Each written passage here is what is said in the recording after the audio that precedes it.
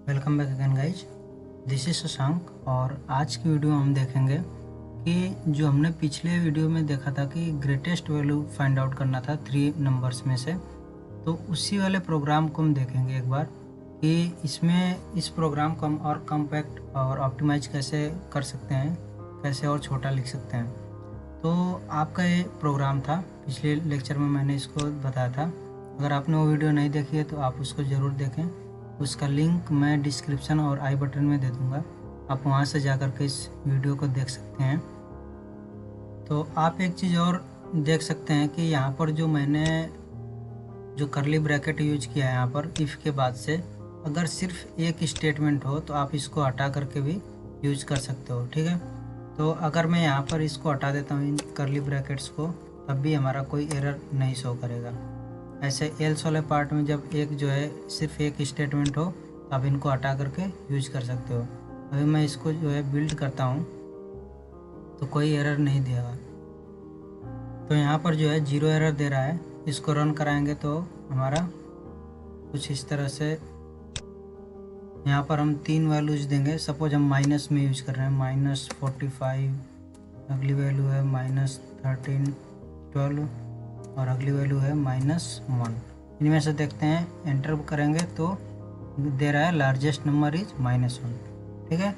तो इस तरह से हमने देखा था प्रोग्राम कैसे यूज होगा। तो यहाँ पर आप करली ब्रैकेट को हटा करके लिख सकते हैं जब एक स्टेटमेंट हो।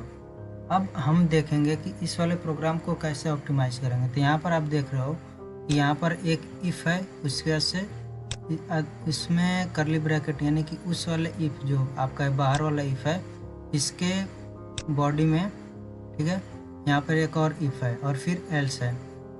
ऐसे एल्स वाले में फिर एक इफ़ है और फिर एक एल्स, यानी कि नेस्टेड इफ एल्स का यूज किया हमने।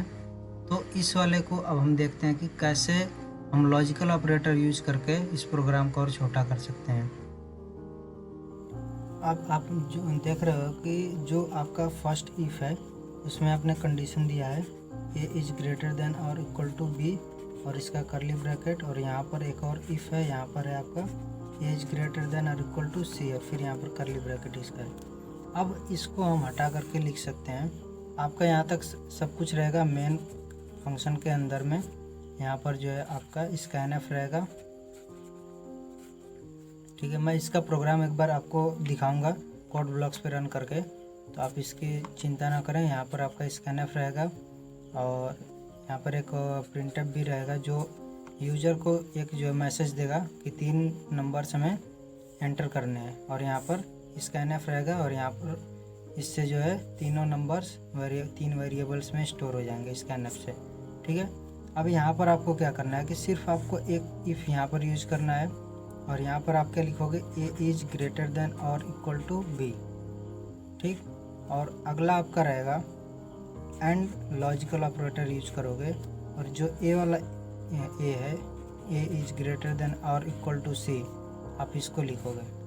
अब क्या करना है, ये करली ब्रैकेट जो है, सॉरी ये जो है पैरेंथेसिस यहाँ पर है, इनको पूरा एक और जो है पैरेंथेसिस यहाँ पर यूज होगा। यानी कि अब ये जो इफ़ वाला स्टेटमेंट है ये तभी चलेगा जब ए वाली कंडीशन ट्रू हो और ए वाली कंडीशन ट्रू हो, यानी कि आपको दोनों कंडीशन ट्रू होनी चाहिए।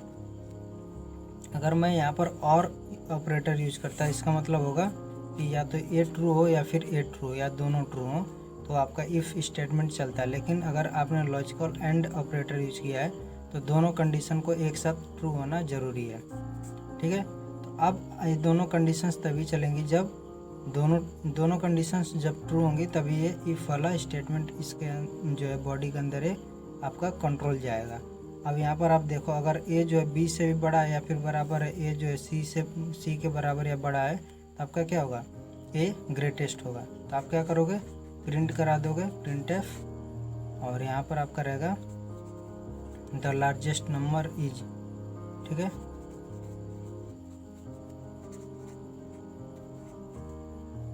और क्या करना है आपको, %d। अगर आपने इंटीजर डेटा टाइप यूज किया तो %d, अगर आपने फ्लोटिंग टाइप यूज किया है तो %f लगेगा। और यहाँ पर जिसका भी रहेगा, सपोज आपने यहाँ से क्या होगा, ए होगा तो यहाँ पर ए लिखा जाएगा, और यहाँ पर सेमीकोलन। सेमीकोलन यूज करते हैं कि आपके कंपाइलर को ये पता चले कि यहाँ पर जो है आपकी एक जो इंस्ट्रक्शन या स्टेटमेंट है वो एंड हो रहा है। जैसे हम सिंपल अगर लैंग्वेज में बात करें तो हम भी अपने जैसे इंग्लिश कोई भी सेंटेंस लिखते हैं उसमें कॉमा यूज करते हैं, फुल स्टॉप यूज करते हैं। तो ऐसे ही हमारे जो प्रोग्रामिंग लैंग्वेज है उसमें भी हम यूज करते हैं कि कंपाइलर को पता चले कि कहाँ पर आपकी एक लाइन एंड हो रही है। अब यहाँ पर आप इन दोनों कंडीशंस को एक बार ध्यान से देखो। अगर सपोज ये वाली कंडीशन आपकी फॉल्स होती है, यानी कि a इज़ ग्रेटर देन और इक्वल टू b, एक कंडीशन फॉल्स होती है, तब क्या होगा, आपकी यहाँ पर b जो है ग्रेटर देन हो जाएगा a से। ठीक है, ये तभी फॉल्स होगी जब a वाली कंडीशन ट्रू होगी। यानी कि आपकी एक कंडीशन हो गई b is greater than a and logical operator, और दूसरी आपकी कंडीशन है अगर ये ट्रू है दूसरी वाली तो ए हो जाएगी a इज ग्रेटर देन और इक्वल टू c। और कौन सा केस हो सकता है, एक केस ये हो सकता है कि ए वाली कंडीशन आपकी ट्रू है, यानी कि a इज ग्रेटर देन और इक्वल टू b, और यहाँ पर रहेगा लॉजिकल एंड ऑपरेटर, और ए वाली कंडीशन आपकी फॉल्स हो, यानी कि a जो है c के बराबर या बड़ा ना हो, यानी कि c बड़ा होगा a से, तो आपका क्या हो जाएगा c is greater than a। और एक कंडीशन एक हो सकती है कि दोनों जो है कंडीशन से फॉल्स हों, उस केस में क्या होगा, b जो है ग्रेटर देन हो जाएगा a से, लॉजिकल एंड, और यहाँ पर c is greater than a। ये इस तरह से 3 केसेस आपके बनेंगे। ठीक है, इसमें से कोई एक ट्रू हो गया तब भी ये क्या है, लॉजिकल एंड है तो ये नहीं चलेगा, जब दोनों ट्रू हो जाएंगे तो ये चलेगा। अब यहाँ पर आप देखो, यहाँ पर कौन सा ग्रेटेस्ट होगा, b जो a से बड़ा है और a c से बड़ा है, तो यहाँ पर b ग्रेटेस्ट होगा। यहाँ पर क्या होगा, a जो है b से बड़ा या इक्वल है और c जो है a के बड़ा या फिर इक्वल है, तो यहाँ पर c हो जाएगा। और यहाँ पर b a से बड़ा है, c a से बड़ा है, तो यहाँ पर आप डिसाइड नहीं कर पाओगे, आपको क्या करना पड़ेगा, b और c में एक कंपैरिजन करना पड़ेगा। तो अब क्या करना है आपको, आपने लगाया else if b is greater than c, यहाँ पर एक करली ब्रैकेट रहेगा, और यहाँ पर अगर एक कंडीशन ट्रू होती है तो आप प्रिंट करा दोगे कि b जो है बड़ा है। अगर ये फॉल्स होता है तब आपको क्या करना है, यहाँ पर एल्स लगाओगे। अगर वो कंडीशन आपकी फॉल्स होती है तो आप लिखोगे एल्स, और आपको क्या करना होगा, अगर ये कंडीशन फॉल्स होगी तब क्या लिखोगे, प्रिंटफ लिखोगे, और लार्जेस्ट वैल्यू जो हो जाएगी वो हो जाएगी आपकी c हो जाएगी। तो ये आपका इतना कोड है जो आपने पिछले वीडियोज में जो कोड देखा था उसी के सिमिलर है, थोड़ा सा इसमें हमने चेंज किया है और इस कोड को हमने लिखा है। हमने यहाँ पर जो ये वाली कंडीशन यूज की है b is greater than c, ये कंडीशन बहुत ही वाइजली चूज की है। अब देखिए आप कैसे इस कंडीशन को हमने चूज किया है। यहाँ पर आप देखोगे एक बार, इसको एक बार हम रीअरेंज करके लिखते हैं। ये जो हमारे जो 3 हैं केसेस, 3 हमने लिए हैं, इन तीनों केसेस को थोड़ा सा रीअरेंज करते हैं। ठीक है, आपको फर्स्ट वाले में रीअरेंज नहीं करना है। आप अगर इनको देखो, b is greater than a, फिर a is greater than c। ठीक है, यहाँ पर आपको दिख रहा है कि b और c में अगर हम डायरेक्ट कंपैरिजन कर दें तो आपको पता चल जाएगा कि कौन सा बड़ा है, क्योंकि आपको यहाँ पर जो आप ये वाली है कंडीशन दोनों, ये जब दोनों ट्रू होंगी तभी ये चीज़ चलेगी, लेकिन अगर एक भी फॉल्स हुई तो ये चीज़ नहीं चलेगा आपका ये वाला ब्लॉक। तो अगर इसी को हमने लिया है कि एक बार ए वाली फॉल्स हो, एक बार ए वाली फॉल्स हो गई, एक बार दोनों फॉल्स हो गई, तो हमारे इस तरह से 3 केसेस बने हैं। तो अब 3 केसेस में अगर हम b और c को कंपेयर कर दें तो हमें पता चल जाएगा कौन ग्रेटेस्ट है। ऐसे ही अगर जो दूसरा केस है इसको हम रीअरेंज करके लिखते हैं।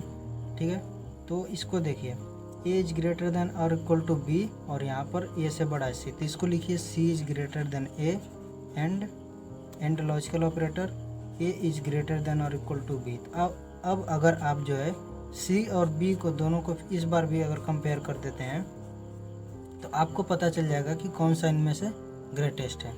ठीक है, तो आपको जो है यहाँ पर अगर इन्हीं दोनों को बस कंपेयर किया तो पता चल गया, और यहाँ पर आपको कंपेयर करना ही पड़ेगा, क्योंकि आपको कोई ऑप्शन नहीं है कि b और c जिससे कि पता चले कि कौन सा इनमें ग्रेटेस्ट है, तो इसीलिए हमने सिर्फ एक कंडीशन लिखी है और उस कंडीशन से हमें पता चल गया है कि कौन सा ग्रेटेस्ट होगा और कौन सा नहीं होगा। ठीक है, तो अब हम चलते हैं कोड ब्लॉक्स पे और देखते हैं कि इसके प्रोग्राम को कैसे रन करेंगे।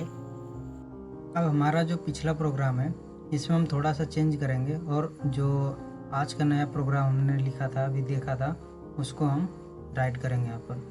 आपको क्या करना है कि ये जो इफ़ वाला स्टेटमेंट है इन सबको हटा करके मैं एक बार प्रोग्राम पूरा लिख देता हूँ जिससे ये आपको अच्छे से समझ में आ सके। तो ये हमारा प्रोग्राम कंप्लीट हो चुका है। तो इस तरह से हमारा कुछ प्रोग्राम है। यहाँ तक आपका प्रोग्राम पीछे की तरह ही है। हमने बस चेंज किया है, जो आपका ये इफ वाली जो कंडीशन थी इसको हमने उठा करके यहाँ पर रख दिया है। ठीक है, और ये इसको यहाँ पर हमने यूज किया लॉजिकल एंड ऑपरेटर, और आपको जो है एक और जो है पैरेंथेसिस यूज करना पड़ेगा जिससे कि ये दोनों जो ये जो ब्रैकेट पैरेंथेसिस हैं ये एक दूसरे में कंबाइन हो जाए। यानी कि अगर ये वाला कंडीशन ट्रू होता है और ये वाली कंडीशन ट्रू होती है तभी आपका इफ़ स्टेटमेंट है चलेगा। और हमने यहाँ पर करली ब्रैकेट नहीं यूज किया है क्योंकि यहाँ पर हमने सिर्फ एक ही स्टेटमेंट यूज किया है। अगर हमारे 2 स्टेटमेंट होते तो हमें एक करली ब्रैकेट यूज करना होगा। लेकिन एक अच्छी प्रैक्टिस ये रहेगी कि हम जब भी कोई भी स्टेटमेंट लिखे तो हम करली ब्रैकेट यूज करें, क्योंकि कभी कभी हम करली ब्रैकेट छोड़ देंगे तो हमारी एरर आ सकते हैं।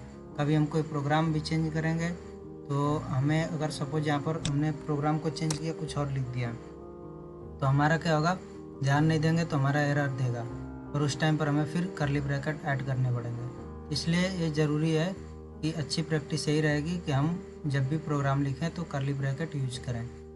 और यहाँ इसके बाद से एल्स इफ हमने इसमें एक कंडीशन दिया है b is greater than c, जिसको मैंने आपको अच्छी तरह से समझाया है हमने कैसे कंडीशन चूज किया है।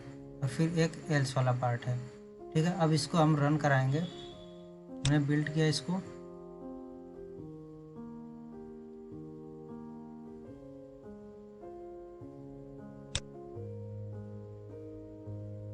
बिल्ड करने के बाद से हम इसको रन करते हैं।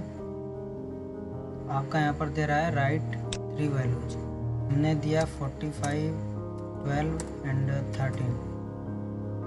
एंटर करने पर लार्जेस्ट नंबर इज 45।